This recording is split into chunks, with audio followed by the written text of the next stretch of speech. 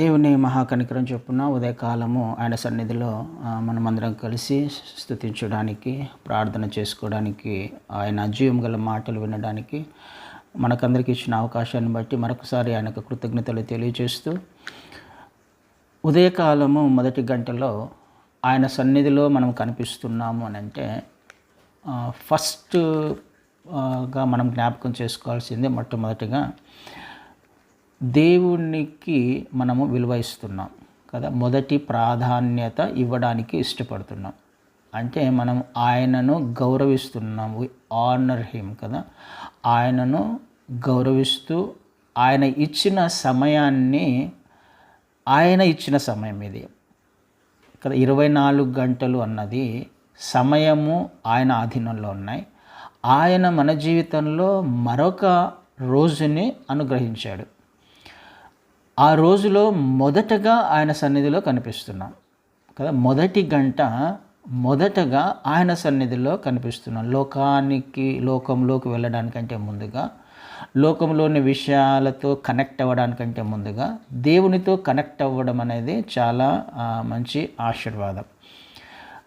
ఆయన ఇచ్చిన ఈ సమయాన్ని మనం సద్వినియోగం చేసుకోవడానికి ప్రయత్నిస్తున్నాం. ఆయనకు విలువ ఇస్తున్నాం, ఆయనను గౌరవిస్తున్నాం, ఆయనను ఘనపరుస్తున్నాం, ఆయనను హెచ్చిస్తున్నాం కదండి. మొట్టమొదటగా మనం జ్ఞాపకం చేసుకోవాల్సింది అది. ఆయనను ఘనపరిస్తే, ఆయనను హెచ్చిస్తే మనల్ని కూడా ఆయన ఘనపరుస్తాడు. ఆయనను ఘనపరిచే వాణిని నేను ఘనపరుస్తానని లేఖనాలు సెలవిస్తున్నాయి. అవి మన భాషలో చెప్పాలంటే సూత్రాలు అన్నమాట. అవి ఇది చేస్తే అది జరిగిపోతుంది.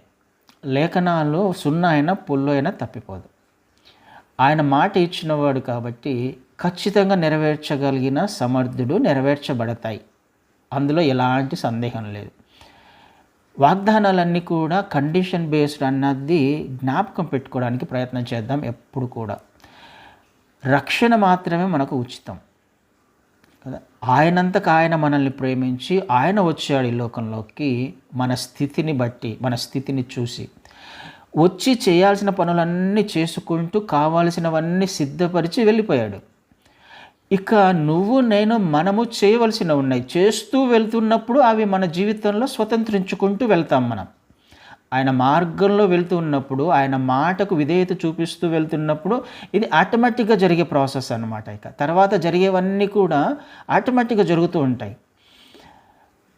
ఇది మనం జ్ఞాపకం పెట్టుకోవడానికి ప్రయత్నం చేద్దాం. ఎప్పుడు కూడా ఆయనను ఘనపరిస్తే ఆయన మనల్ని ఘనపరుస్తాడు.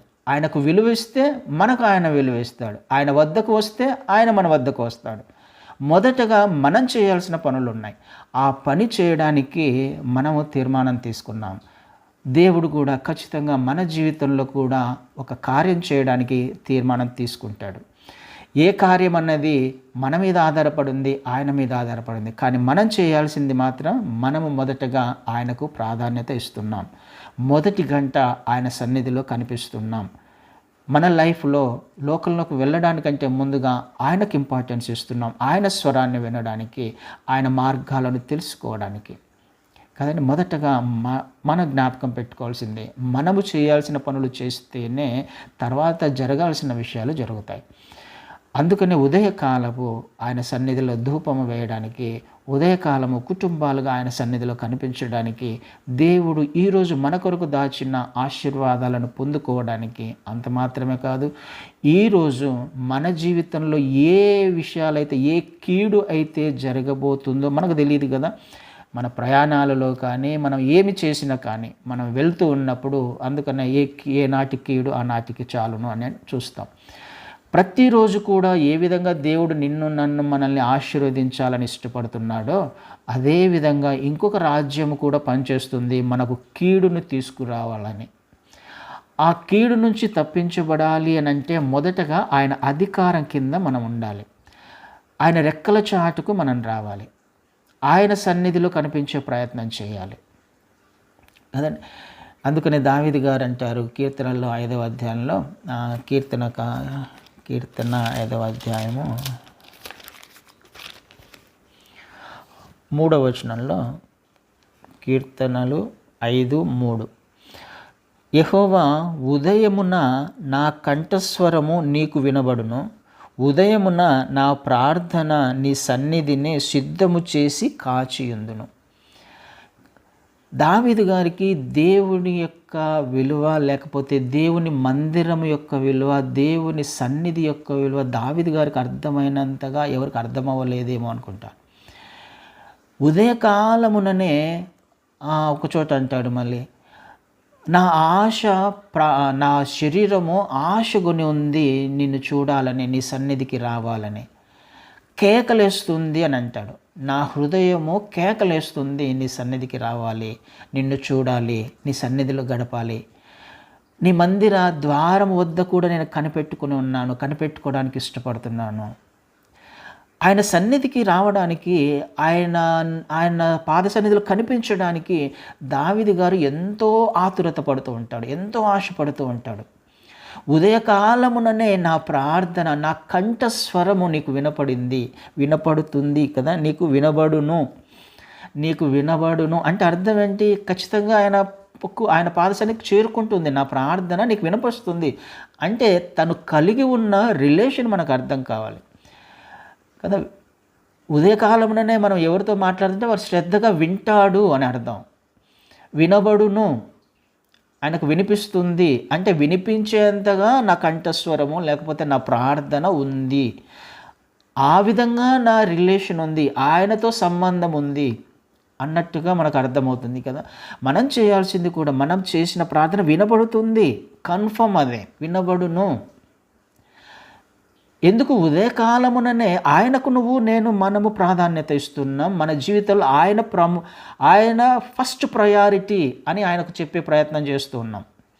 కాబట్టి ఉదయకాలముననే మన ప్రార్థన ఆయన సన్నిధిలో వినపడడానికి, మన కంఠస్వరం ఆయనకు వినపడడానికి మనం ఈ సమయాన్ని చూస్ చేసుకోవడానికి ప్రయత్నం చేస్తున్నాం. ఇది మనం ఆదివారం మాత్రమే చేస్తున్నాం, కానీ ప్రతిరోజు కూడా ఒకవేళ చేసే ప్రయత్నం చేస్తే, ఇది ఒక అలవాటుగా మారితే, ప్రతిరోజు కూడా ఉదయముననే కదా, ఉదయకాలమున ఆయన సన్నిధిలో మొదటి గంట, మొదటి ప్రాధాన్యత ఆయనకిచ్చే ప్రయత్నం చేస్తే ఆయనకు ప్రార్థన వినపడుతుంది.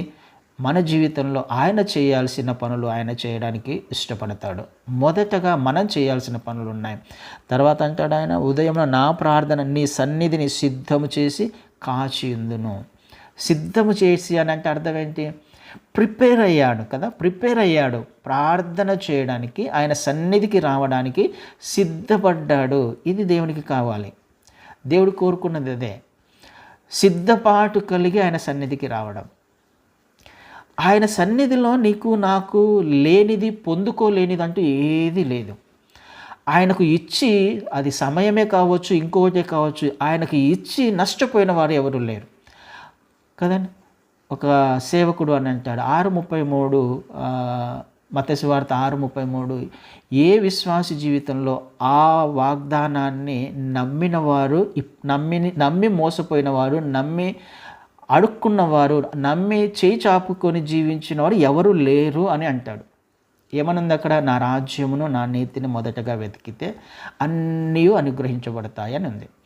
మొదటగా ఆయనకు మనము ఏదైనా ఇచ్చే ప్రయత్నం చేస్తే, లేకపోతే ఆయన రాజ్యమును వెతికే ప్రయత్నం చేస్తే, మన జీవితంలో నష్టపోవడం అన్నది, లేకపోతే కీడులోకి వెళ్ళడం అన్నది, అవమానానికి గురి అవ్వడం అన్నది, సిగ్గుపరచబడడం అన్నది ఎప్పుడు ఏ వ్యక్తి జీవితంలో, ఏ విశ్వాసి జీవితంలో, ఏ సేవకుని జీవితంలో ఇప్పటిదాకా జరిగిన దాఖలాలు లేవు.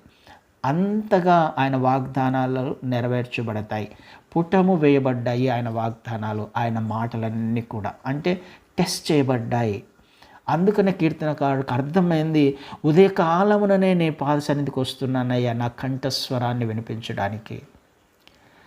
ఉదయకాలముననే నా ప్రార్థనను నేను సిద్ధం చేశాను, ప్రిపేర్ అయ్యాను నేను నీతో మాట్లాడడానికి, నీ సన్నిధిలో గడపడానికి. ఇక నేను కాచియుందును అంటున్నాడు. అంటే ఇక నువ్వు చెప్తే నేను వినడానికి ఇష్టపడుతున్నాను, నువ్వు నడిపిస్తే నేను నడవడానికి ఇష్టపడుతున్నాను. నా ప్రార్థన నీ సన్నిధికి చేరింది, నువ్వు విన్నావు, ఇక నేనేం చేయాలి? దావీదు గారు అంటున్న అద్భుతమైన మాటలు. ఇదే మనం చేయాల్సిందే. మొదటి ప్రాధాన్యత లేవంగానే కనీసం 1 గంట మొదటి గడియ ఆయనకిచ్చే ప్రయత్నం చేస్తే మన జీవితాలలో ఆ రోజంతా అద్భుతమైన నడిపింపును చూస్తాం, అద్భుతమైన ప్రొటెక్షన్ను చూస్తాం కదండి. ఇది మనం నేర్చుకోవడానికి ప్రయత్నం చేస్తున్నాం. క్రీస్తు వారు మనకు అన్ని విషయాలలో మాదిరి కదా. ఆయననే ఉదయకాలముననే ఆయన లేచి ప్రార్థన చేస్తూ ఉంటాడు. పెందలకడనే అన్నమాట చూస్తాం మార్కు సువార్తలో. మార్కు సువార్త 1వ అధ్యాయము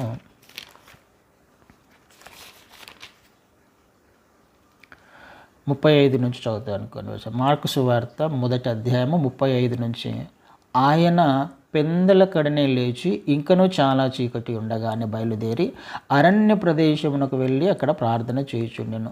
సీమోనును అతనితో కూడా నున్నవారును ఆయనను వెతుకుచూ వెళ్ళి ఆయనను కనుగొని అందరూ నిన్ను వెతుకుచున్నారని ఆయనతో చెప్పగా ఆయన, ఇతర సమీప గ్రామములలోనూ నేను ప్రకటించినట్లు వెళుదాము రండి, ఇందు నిమిత్తమే కదా నేను బయలుదేరి వచ్చి తినని వారితో చెప్పాను. ఆయన గలిలయ అందంతటా వారి సమాజ మందిరములలో ప్రకటించుచు దయ్యములను వెళ్ళగొట్టుచూ ఉండెను. పెందలకడనే లేవడము లేకపోతే రాత్రంతా గడపడము ప్రార్థనలో ఆయనకు అలవాటు.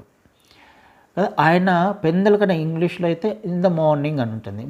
మార్నింగ్ ఎప్పుడు మొదలవుతుంది? మొదటి గడియ కదా. గడియ మొదటిగా ఆ డే స్టార్ట్ అయ్యేది 6 to 7 నేర్చుకున్నాం. 6 to 7 మొదటి గడియ, 7 to 8 రెండవ గడియ, రెండవ అవర్ కదా, సెకండ్ అవర్, 8 నుంచి 9 ఇట్లా ప్రతి గంట అవర్ అని అంటున్నాం. అంటే మొదటి గడియ ఇన్ ద మార్నింగ్ పొద్దున్నే ఆయన లేచి ఆయన సన్నిధిలో కనిపిస్తూ ఉన్నాడు. ఏం జరుగుతుంది? ఈ ఉదయకాలమున దేవుని సన్నిధిలో కనిపించడం వలన ఏం ప్రయోజనము? మొదటగా ఆయనకు విలువ ఇస్తున్నాం. మన జీవితంలో మొదటి ప్రాధాన్యత ఆయనకి ఇస్తున్నాం. క్రీస్తు వారు కూడా పెందలకడనే లేచి ఆయన సన్నిధిలో కనిపిస్తున్నాడు. ప్రార్థన చేసి ఏం చేస్తున్నాడు? తర్వాత వెళ్ళి సువార్తను ప్రకటిస్తున్నాడు. సువార్తను ప్రకటించడం మాత్రమే కాదు, అక్కడ దయ్యములను వెళ్ళగొట్టుచుండెను అనే మాట కూడా చూస్తూ ఉన్నాం. ఉదయకాలముననే నువ్వు నేను మనము ఆయన నుంచి ఒక అనాయింటింగ్ రిసీవ్ చేసుకుంటాం, అభిషేకాన్ని రిసీవ్ చేసుకుంటాం. ఆయన నుంచి ఏదో ఖచ్చితంగా పొందుకుంటాం. పొందుకోకుండా ఉన్న ఆశతో 6 నుంచి 7 లేకపోతే మొదటి గంట ఒక అలవాటుగా మనం చేసుకున్నట్లయితే ఒక అనాయింటింగ్ అన్నది నువ్వు నేను ఖచ్చితంగా పొందుకుంటాం. ఒక అభిషేకాన్ని, ఒక ఆశీర్వాదాన్ని, అంటే అర్థం కావడానికి మన భాషలో చెప్పడానికి ఒక అయస్కాంతానికి ఒక పిన్ను పెడితే ఏ విధంగా అతుక్కుంటుంది కదా, అలా కొద్దిసేపు గడిపితే ఆ పిన్ను ఎలా తయారవుతుంది? ఒక లక్షణం వస్తుంది దానికి కదా. ఒక అయస్కాంతం యొక్క లక్షణం, అది అయస్కాంతం కాదు కానీ అయస్కాంతానికి ఉన్న ఒక లక్షణం వస్తుంది దానికి కదా. అది కూడా ఇంకొక పిన్నును ఆకర్షించగలదు. అంటే అర్థం అవ్వడానికి చెప్తున్నా, ఆయన సన్నిధికి వెళ్ళినప్పుడు ఎంతో కొంత అయస్కాంతాన్ని రిసీవ్ చేసుకుంటావు అని అర్థం. ఆయనలో ఉన్న ఎంతో కొంత ఆయన సన్నిధిని కదా, ఆయన ప్రెజెన్స్ని మనము రిసీవ్ చేసుకుంటాం. ఇది ఏం చేస్తుంది? నిన్ను నన్ను మనల్ని ఆయన సన్నిధిలో మనం పొందుకున్న ఈ ఆశీర్వాదమే కావచ్చు, లేకపోతే ఈ అనాయింటింగే కావచ్చు, ఆ రోజంతా మనల్ని అద్భుతంగా నడిపిస్తుంది. క్రీస్తు వారు ఆయన సన్నిధిలో కనపడి ప్రార్థన చేసి పొందుకున్న శక్తితో ఆయన చేస్తున్న పరిచర్యను చూడడానికి ప్రయత్నం చేద్దాం. వెళ్ళి అనేక మందికి అన్ని ప్రాంతాలు తిరుగుతూ అక్కడ రాయబడిన మాట దయ్యములను వెళ్ళగొట్టుచుండెను. ఎందుకు ఆ మాట రాయబడింది? స్వస్థపరచబడుచుండెను అనే మాట రాయాలా, కానీ ఒకటే ఒక మాట రాయబడింది, దయ్యములను వెళ్ళగొట్టుచుండెను. ఇది ఆత్మలోకంలో జరుగుతున్న సంఘటనలు. ఎందుకు ఆయన సన్నిధిలో మనం కనిపించాలి పొద్దున్నే కదా? ఎందుకు కనిపించాలి?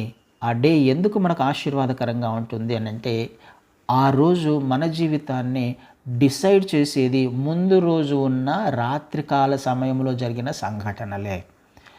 మనకు తెలియని విషయాలు ఇవి. ఈ విషయాన్ని ఒకసారి పంచుకున్నట్టు జ్ఞాపకం. దేవుని చిత్తమైతే ఆ విషయాలను కూడా నేర్చుకుందాం. రాత్రికాల సమయంలో మన జీవితంలో ఒక ఆత్మలోకంలో కొన్ని విషయాలు జరుగుతాయి. అది దేవుని రాజ్యంలో కావచ్చు, సాతాను రాజ్యంలో కావచ్చు. దేవుడు మనల్ని ఆశీర్వదించడానికి ఆయన ఇష్టపడుతున్నాడు, ప్రొటెక్ట్ చేయడానికి ఆయన ఇష్టపడుతున్నాడు. కీడును తీసుకురావడానికి కూడా ఒక రాజ్యము ప్రయత్నం చేస్తూనే ఉంటుంది.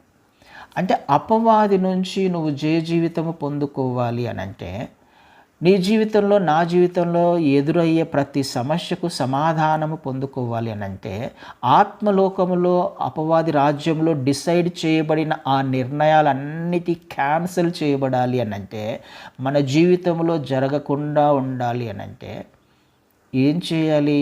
క్రీస్తు వారు చేసిన పని. దయ్యములను వెళ్ళగొట్టుచుండెను అని అంటే, ఆ డేలో వాడు ఏం చేయాలో వాడు ఒక ప్రణాళిక కలిగి ఉంటాడు. ఆ రోజు ఎవరి జీవితంలో ఏ విధమైన మార్గంలో తీసుకువెళ్ళాలి, ఏ విధమైన ఆలోచనలు ప్రేరేపించాలి, ఏ విధంగా నడిపించాలి, ఏ విధంగా వారిని నాశనం చేయాలి, ఏ విధంగా దేవునికి దూరం చేయాలన్న ప్రణాళిక రాత్రికాల సమయమున ఖచ్చితంగా జరుగుతుంది కదండి. అందుకనే రాత్రివేళ కలుగు భయముకైనను నేను భయపడను అని అంటే కదా. రాత్రివేళ భయం ఎందుకు వస్తుంది? రాత్రివేళ ఎందుకు భయం అవుతుంది? అది కీర్తనకారునికి అర్థమైంది. రాత్రివేళ జరిగే సంఘటనలు అవి ఎగ్జిక్యూట్ ఎప్పుడవుతాయి? ఉదయకాలం మొదలుకొని స్టార్ట్ అవుతాయి. ఆ డేలో ఎగ్జిక్యూట్ చేయడానికి అపవాది రాజ్యం కూడా పనిచేస్తూ ఉంటుంది.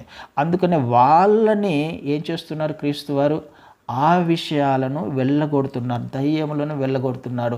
లేకపోతే కీడు రాకుండా, అనారోగ్యము రాకుండా, అసమాధానము వారి జీవితాలలో జరగకుండా క్రీస్తు వారు చేస్తున్న పని. ఉదయమే బయలుదేరాడు ఆయన సువార్త చెప్పడానికి, ఉదయమే బయలుదేరాడు వారి జీవితంలో మేలులను తీసుకురావడానికి కదండి. ఆయనే మనకు మాదిరి. అందుకనే ఆయనను చూసే ప్రయత్నము, ఆయనను వెంబడించే ప్రయత్నము, ఆయన వాక్యానికి విలువిచ్చే ప్రయత్నం చేస్తే మన జీవితాలలో పొందుకోలేని ఆశీర్వాదం అంటూ ఏది ఉండదు. లేఖనాలు అంత స్పష్టంగా మాట్లాడుతున్నాయి. మనము విలువ ఇచ్చినప్పుడు మన జీవితాల్లో ఆయన మనకు విలువ ఇస్తాడు. మన జీవితాలలో ఏది వెళ్ళగొట్టాలో, ఏది జరగకుండా చూడాలో, ఏ కీడు రాకుండా చూడాలో ఆయన చూడడానికి ప్రయత్నం చేస్తాడు కదండి. ఇది మనం అర్థం చేసుకోవడానికి ప్రయత్నం చేయాలి. ఆయన సన్నిధిలో కాచి ఉండడము, ప్రార్థన చేసి సన్నిధిలో కాచి ఉండడం అనేది కూడా మనం నేర్చుకోవడానికి ప్రయత్నం చేయాలి. లూకా సువార్తలోనే 21వ అధ్యాయము ఒక మాట చదివి చూపిస్తారు. లూకా సువార్త 21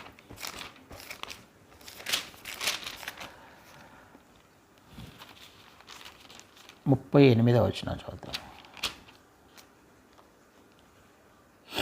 ప్రజలందరూ ఆయన మాట వినుటకు దేవాలయములో ఆయన యొద్దకు పెందలకడ వచ్చుచుండిరి. ఎప్పుడు వస్తున్నారు? ఇంగ్లీష్లో ఇన్ ద మార్నింగ్ అని అంటది. ప్రజలందరూ ఆయన మాట వినడానికి పెందలకడ వచ్చుచుండిరి. ఎంత అద్భుతమో కదా. మనం చేస్తున్న పని కూడా అదే. పెందలకడనే ఆయన స్వరాన్ని వినడానికి, ఆయన మాటలు వినడానికి అందరూ రావాలి. సంఘమంతా రావాలి, కుటుంబం అంతా రావాలి, ఆయన సన్నిధిలో కనిపెట్టాలి. ఎవరి కొరకు ఇది? మన కొరకే. మనం ఆశీర్వాదాలు పొందుకోవడానికే, మనము నడిపించబడడానికే, మనం అభిషేకించబడడానికే కదండి. ఏం జరుగుతుంది? ఉదయకాలమున గడపడం వలన ఆయనకు ప్రాధాన్యత ఇస్తున్నాం, ఆయన స్వరాన్ని వినడానికి ఇష్టపడుతున్నాం, ఆయన నడిపింపు కొరకు మనము ఇష్టపడుతున్నాం, ఆయన చిత్తములో జీవించడానికి ఇష్టపడుతున్నాం, మన జీవితంలో జరగబోయే కీడును తప్పించుకోవడానికి ఆయన సన్నిధికి వస్తూ ఉన్నాం కదండి. ఏం జరుగుతుంది? ఎందుకు జరగాలి? ఎందుకు చేయాలి అని అంటే అనేకమైన ఆశీర్వాదాలు ఉన్నాయి, అనేకమైన సంగతులు ఉన్నాయి. ఖచ్చితంగా మనము చేయాల్సిన పని అది.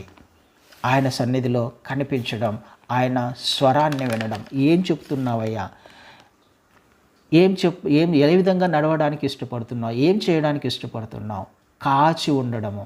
మనము చేయాల్సిన పని మనం చేసి, మనం చేయాల్సిన అంశాలను మనం ఆయన వద్దకు తీసుకుని వెళ్ళి ఆయన నుంచి పొందుకునే ఆ ఆశీర్వాదము, లేకపోతే ఆ అయస్కాంతం, ఆ పిన్ను ఏ విధంగా అయితే అయస్కాంత లక్షణాలను పొందుకుంటుందో ఆ ఒక్క లక్షణాన్ని, ఆ సన్నిధిని మనము పొందుకున్నప్పుడు ఆ రోజంతా కూడా ఎంతో సంతోషంగా, ఆనందంగా, యాక్టివ్గా ఆ రోజంతా జీవించడానికి అవకాశం ఉంది. పెందలకడ లేచి ఇంకొక వ్యక్తికి ఒక అలవాటు ఉంది. యోబు గ్రంథంలో 1వ అధ్యాయము యోబు గ్రంథము 1:5 వారి వారి విందు దినములు పూర్తి కాగా యోబు తన కుమారులు పాపము చేసి తమ హృదయములో దేవుని దూషించిరేమో అని వారిని పిలువనంపించి వారిని పవిత్రపరిచి అరుణోదయమున లేచి వారిలో ఒక్కొక్కని నిమిత్తమై దహన బలిని అర్పించుచు వచ్చాను. యోబు నిత్యము అలాగున చేయుచును. నిత్యము అరుణోదయమున, ఇన్ ద మార్నింగ్, పొద్దున్నే లేచి ఆయన చేస్తున్న పని సాక్రిఫైస్ చేస్తున్నాడు, దహన బలి అర్పిస్తూ ఉన్నాడు. ఎందుకు? తమ కుమారుల నిమిత్తము, కుమార్తెల నిమిత్తము, తమ కుటుంబము నిమిత్తము. వాళ్ళు ఏదైనా తప్పు చేశారేమో ఆ తప్పు ఎగ్జిక్యూట్ అవ్వాలిగా కదా. ఆ పొరపాటు లేకపోతే చేసిన తప్పుకు ఆ కీడు సంభవించే అవకాశం ఉంది కదా. యోబు గారు చేస్తున్న పని యోబు గారికి అర్థమైంది. యోబు గారికి అర్థమై పొద్దున్నే లేచి ఆయన చేస్తున్న మొదటగా ఆయన సన్నిధిలో కనిపిస్తున్నాడు. మొదటగా క్షమాపణ అడుగుతున్నాడు, దహన బలి అర్పిస్తూ ఉన్నాడు. నా పిల్లలు తప్పు చేసి ఉంటారయ్యా, వాళ్ళు ప్రతిరోజు కూడుకుంటున్నారు, తింటున్నారు, తాగుతూ ఉన్నారు. వాళ్ళు చేస్తున్న పని ఒకవేళ మీకు ఆయాసకరంగా ఉందేమో, లేకపోతే మిమ్మల్ని దూషించారేమో, అయ్యా క్షమించు వారిని. ఏం దొరుకుతుంది ఉదయకాలమున? క్షమాపణ దొరుకుతుంది. ఆయన సన్నిధిలో మనము కనిపించి క్షమాపణ అడిగి మనల్ని ఆయనతో కనెక్ట్ అయ్యే విధంగా ప్రయత్నం చేస్తే మన జీవితంలో జరిగే సంఘటన క్షమాపణ దొరుకుతుంది మనకి. ఆయన సన్నిధిలో యోబు గారు చేస్తున్నారు, తన కుటుంబం గురించి, తన పిల్లల గురించి దహన బలి అర్పిస్తున్నారు కదా. దహన బలి ఒక మాట, దాని గురించి ఒక్క మాట చూద్దాం. లేవికాండంలో 1వ అధ్యాయము, లేవికాండము 1వ అధ్యాయము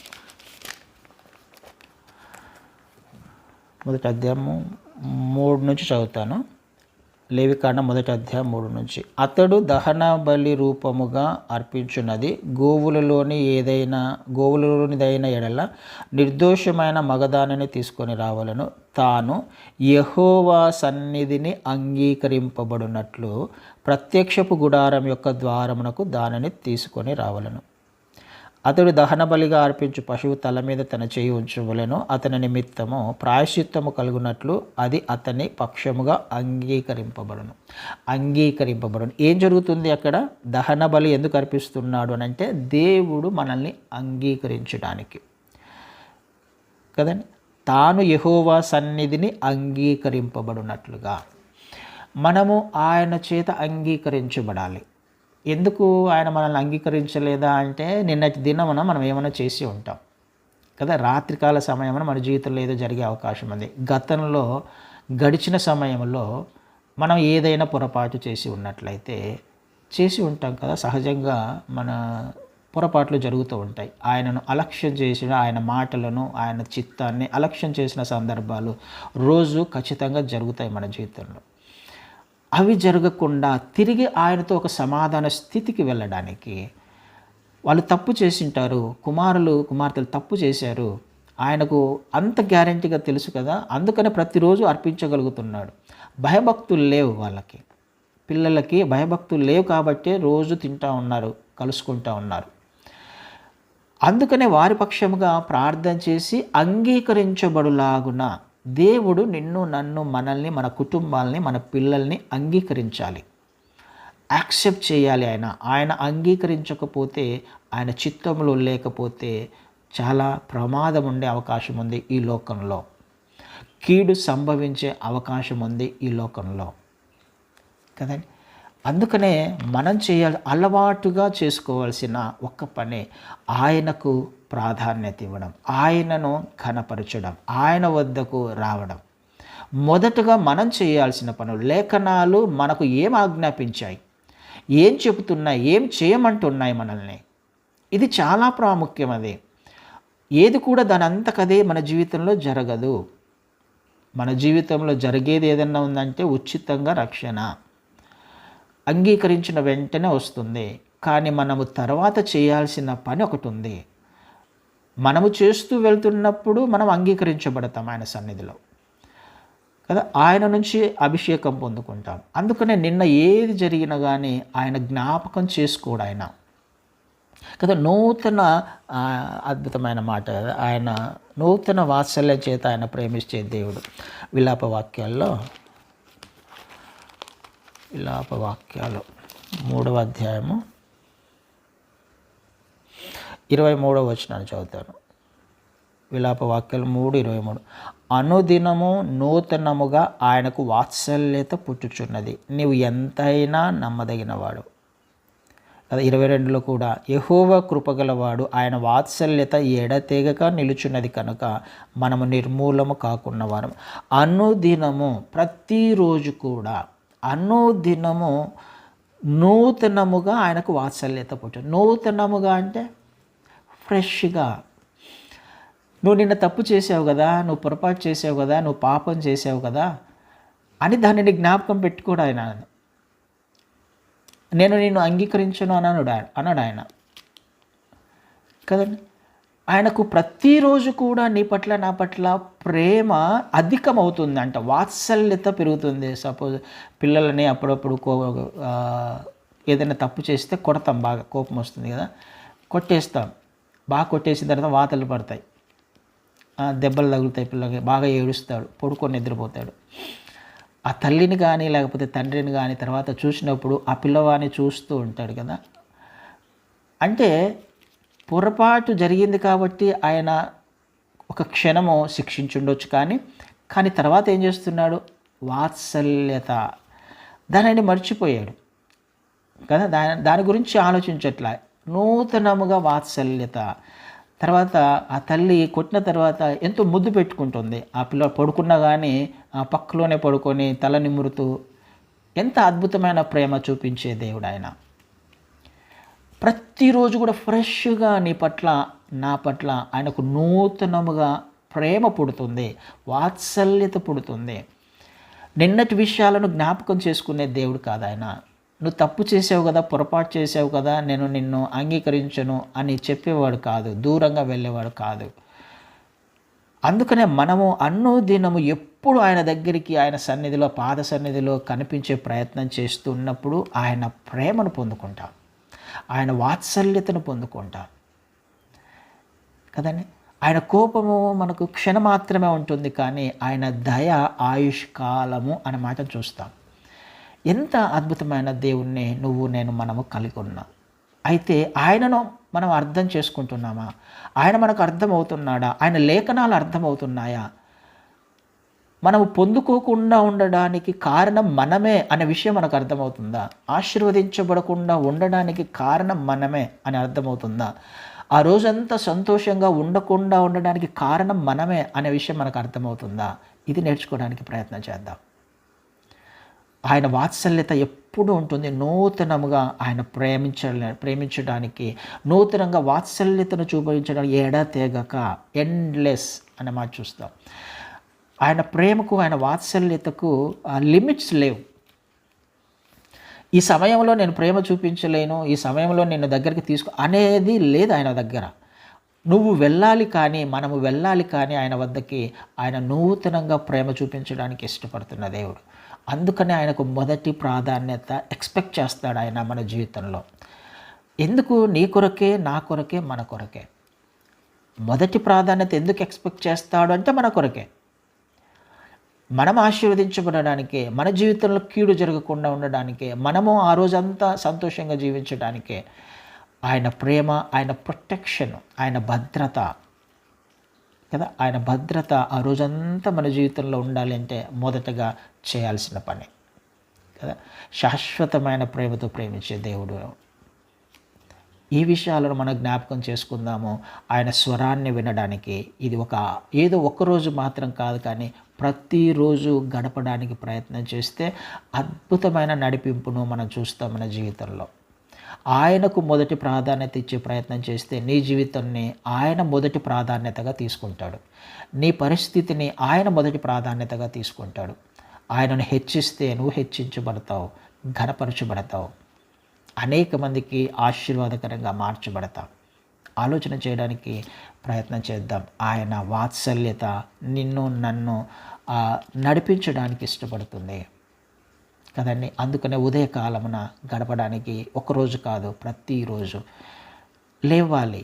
ఆయన సన్నిధిలో కనపడడానికి లేవాలి, సమయం పెట్టుకొని లేవాలి. ప్రతిరోజు కానీ 1 గంట గడపడానికి ప్రయత్నం చేద్దాం.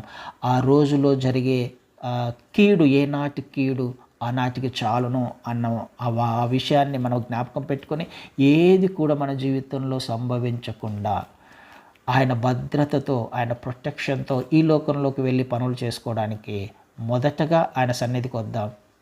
అభిషేకాన్ని పొందుకుందాం, ఆశీర్వాదాన్ని పొందుకుందాం. ఈ లోకంలో మనకు అప్పజెప్పిన పనులను నమ్మకంగా చేయడానికి ప్రయత్నం చేద్దాం. ఆశీర్వాదకరంగా, ఆయనకు మహిమకరంగా జీవించే ప్రయత్నం చేద్దాం. అట్టి కృప దేవుడు మనందరికీ అనుగ్రహించును గాక. ఆమేన్.